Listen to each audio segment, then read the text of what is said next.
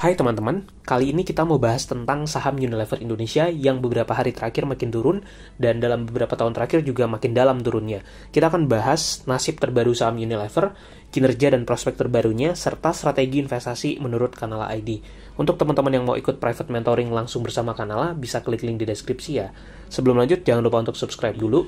Webinar ini akan kembali kita adakan pada Sabtu 26 Juni 2021 dan ini detail materi yang akan dibahas di webinar tersebut.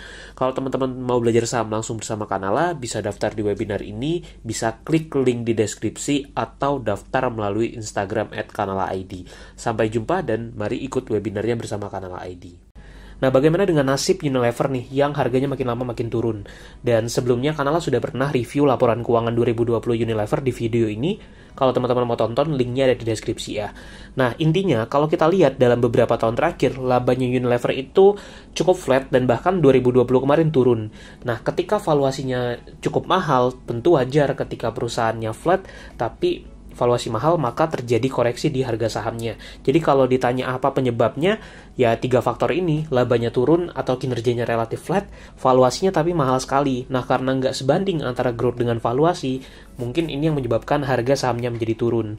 Lantas bagaimana sih kinerja dan fundamental Unilever ini? Kita coba lihat data terbaru. Kalau kita lihat dari income statement dan balance sheet-nya, terutama dari income statement, sebenarnya tidak ada perubahan fundamental yang menjadi lebih jelek. Kalau kita lihat revenue-nya masih relatif stabil dan net income-nya pun ketika 2020 hanya turun cukup kecil sebenarnya kalau kita compare dengan banyak emiten lain. Dan ditambah lagi kalau balance sheet-nya memang tingkat utang cukup tinggi, namun ini sesuatu yang wajar. Seperti yang pernah Kanala bahas di video yang tadi ya, teman-teman bisa tonton. Termasuk kalau dari rasio profitabilitas, baik dari gross margin, operating, dan net profit margin, tidak ada perubahan fundamental yang jelek juga sebenarnya. Jadi, kinerja bisnisnya masih relatif baik dan masih stabil sebenarnya. Bahkan kalau dilihat dari return on equity dan return on asset, juga tetap masih tinggi. Return on assetnya Unilever itu bahkan masih selalu konsisten di atas 30%, dan nggak banyak emiten di Bursa Efek Indonesia yang bisa setinggi itu. Jadi intinya, secara fundamental, tidak ada yang salah sebenarnya dari kinerja Unilever menurut Kanala.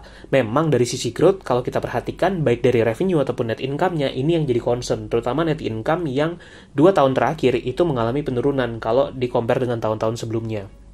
Nah, ini kinerja terbarunya.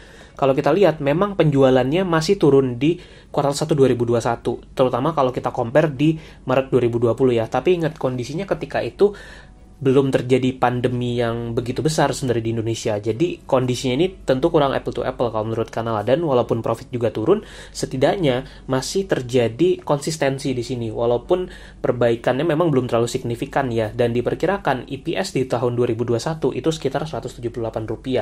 Nah, lebih detail soal bedah laporan keuangan semacam ini teman-teman bisa tonton di video yang ini, linknya ada di deskripsi. Lantas gimana nih strategi investasi di saham Unilever? Pertama, sesuaikan dengan tujuan keuangan masing-masing investor. Tentu mau cut loss atau mau average down itu kembali lagi ke masing-masing investor. Seperti apa kebutuhannya dan targetnya.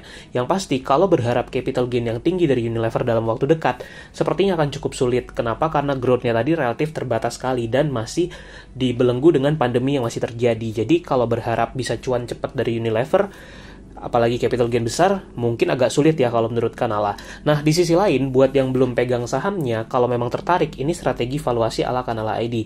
Kita asumsikan kalau pernya anggaplah yang wajar atau normal itu 20-25. Kalau EPS Unilever itu 178 di tahun ini, target entry-nya Kanala itu di harga sekitar 3.500 sampai 4.400-an, yaitu per wajar tadi dikali dengan asumsi EPS dari Unilever ini. Jadi inilah target price di mana Kanala tertarik untuk masuk sebenarnya kalau ada peluangnya. Nah, di harga 3.500-an sampai 4.400 itu, yield dividen Unilever ini bisa menjadi sekitar 4-5%-an. Cukup tinggi untuk emiten yang punya fundamental yang menurut Kanala masih bagus seperti Unilever. Jadi inilah kondisi atau skenario yang ideal kalau menurut Kanala, atau mungkin lebih murah lagi tentunya.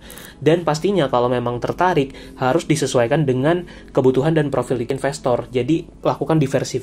Jadi nggak hanya fokus di Unilever, tapi sesuaikan dengan kebutuhannya masing-masing. Lebih detail tentang nyusun portofolio pernah kita bahas di video ini, linknya ada di deskripsi. Intinya, kalau menurut Kanala, Unilever ini tetap perusahaan bagus. Tidak ada fundamental yang berubah atau yang jelek. Walaupun labanya turun ya, tapi banyak emiten yang juga turun sebenarnya. Hanya saja valuasinya yang memang masih belum murah. Masih OTW menuju murah. Jadi, Kalau Kanala tentu akan wait and see kalau misalkan emang mau ambil Unilever ini. Dan peluang dahsyatnya adalah ketika saham bagus bisa dibeli dengan harga super diskon atau murah. Dan Kanala prefer menjadikan Unilever sebagai saham dividen untuk balik modal dari dividen. Kalau teman-teman mau ikut webinar bersama Kanala, klik link di deskripsi ya. Semoga bermanfaat dan jangan lupa subscribe.